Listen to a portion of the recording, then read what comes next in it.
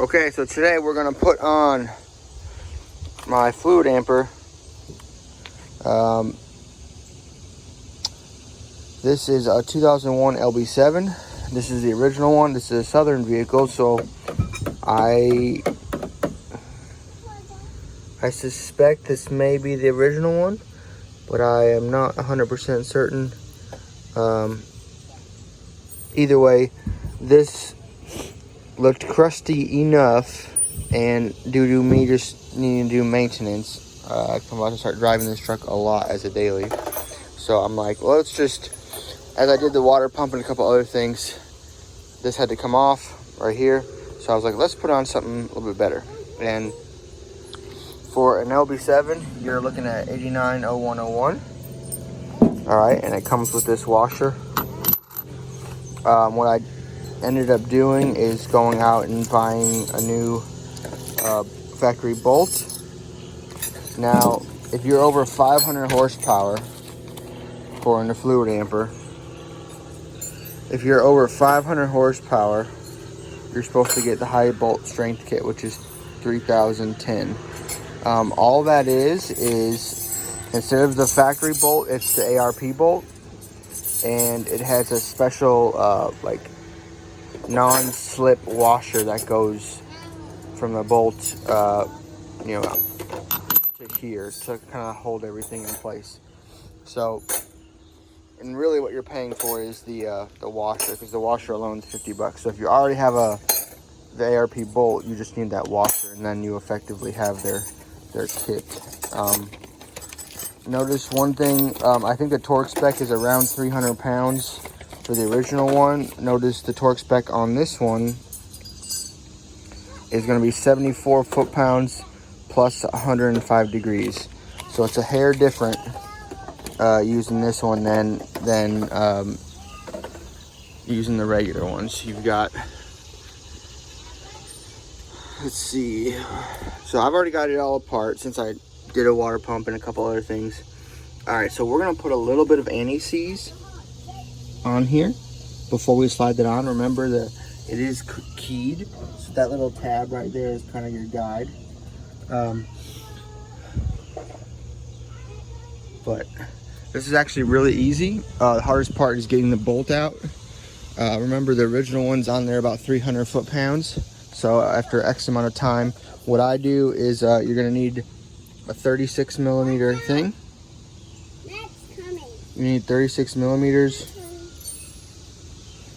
I got a Merchant Auto kit. You're gonna need that little flywheel holder, and you're gonna need a very long type breaker bar. What I did is I used this one, which is a big one, and then I had a cheater pipe on it. It gives you about,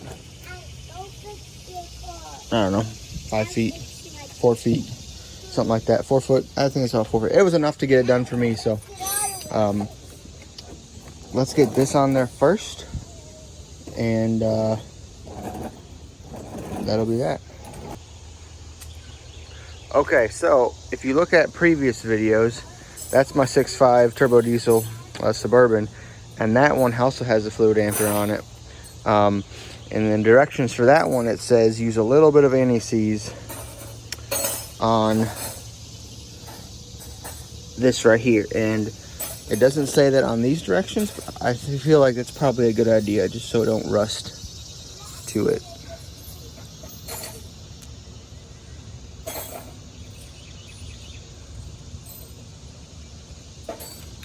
So we're not going to do a lot.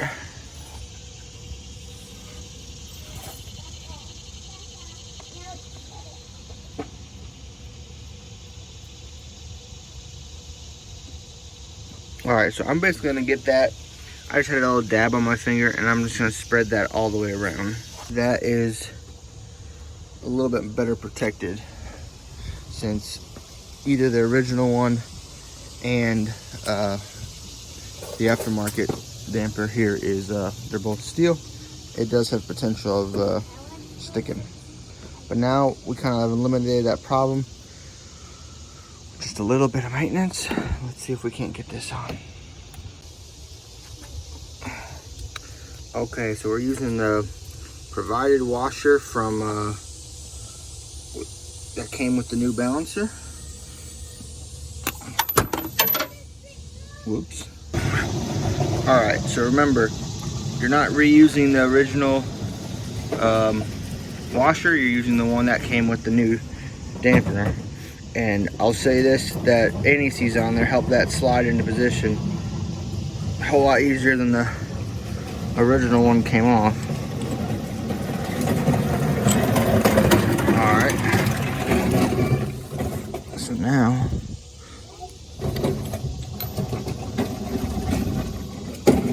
I believe these are torque to yield. That's the main reason why I bought a new one. Mine was definitely reusable if I wanted to. But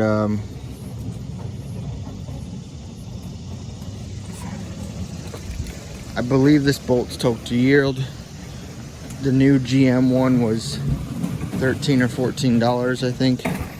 We're not gonna get this snug before we do the so here I am, just getting it snugged up before I get the big wrench out and we get this torqued on. But you guys, really, I'll show you a quick peek of the where you put the little tool.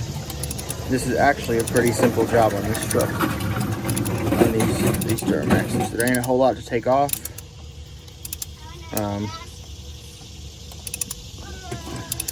The only thing that makes it difficult at all is this bolt that I'm working on right now. Since it's on there at 300 foot-pounds, you got to have something strong enough to get it off. And as long as you can do that, pretty much anybody can do this right here in their home garage.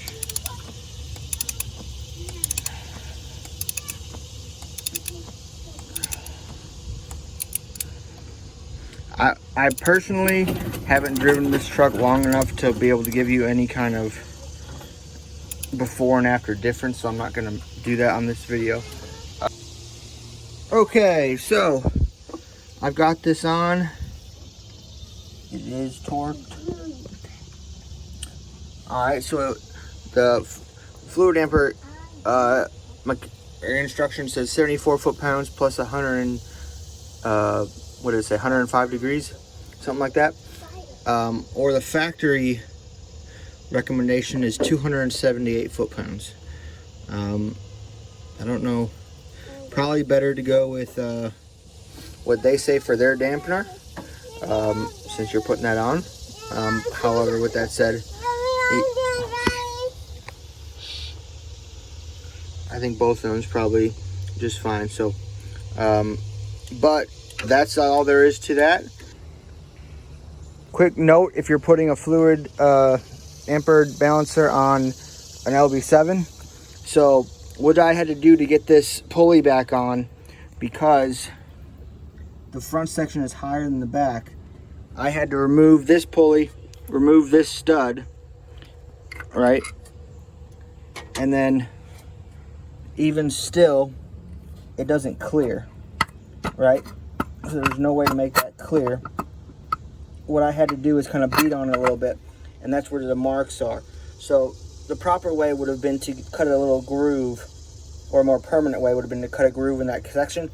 So this just went straight down over the bolt, over the stud, and that way it never had to bother touching the thing. So whenever I have this out again, I'll pull the balancer first, then this out, and I'll groove it next time. But just so you know, if you're looking at buying a Fluidampr for your LB7, your thing is going to be a little bit in the way and needs a slight modification. When I bought this truck, it did not have one of these, but after you pull out that Lyle tool, you'll need to put this back on. Your vehicle should have one. If not, there you go, buy that one.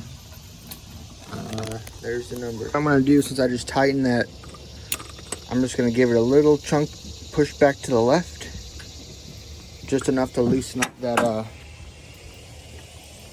the thing in there. You'll see. If you have it too tight all the way one side, all the way the other side, it'll be stuck, and then you can't get it out, which is no big deal. Just do what I did. That should loosen it enough up enough to get it out there. Let's see. So here's the tool. Man, truck's been sitting a little while. There it is.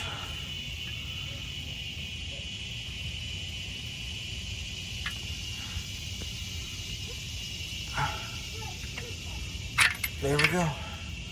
That's what holds your flywheel in. Okay, so if you see this indent right here, it's gonna go right around this. So basically this is gonna go in here. They don't make this super easy because this bolt is kind of like right in the way. If this thing wasn't here, this would be a whole lot easier, but basically this is gonna sit here, and that's how the bolt's supposed to be there, because you see the indent. And now basically the gist of it is you just gotta bend this enough to get this down around here, and then bend it again so that you can tuck it, again in there. So I'm gonna need 2 hands for this. This is clearly supposed to be a permanent but temporary cover. So really the only time you're ever gonna need this is when you're pulling your balancer.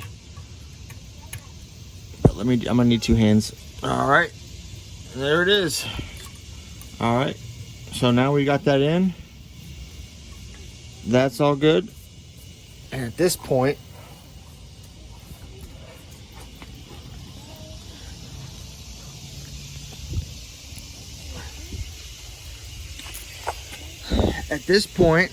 the balancer itself install is complete. That's it, guys. Thanks for watching. If you'd like to see more LB7 stuff, check out my videos.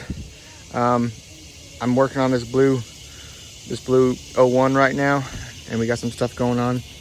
And I've got plenty of videos on the 6.5 Suburban if you like that stuff.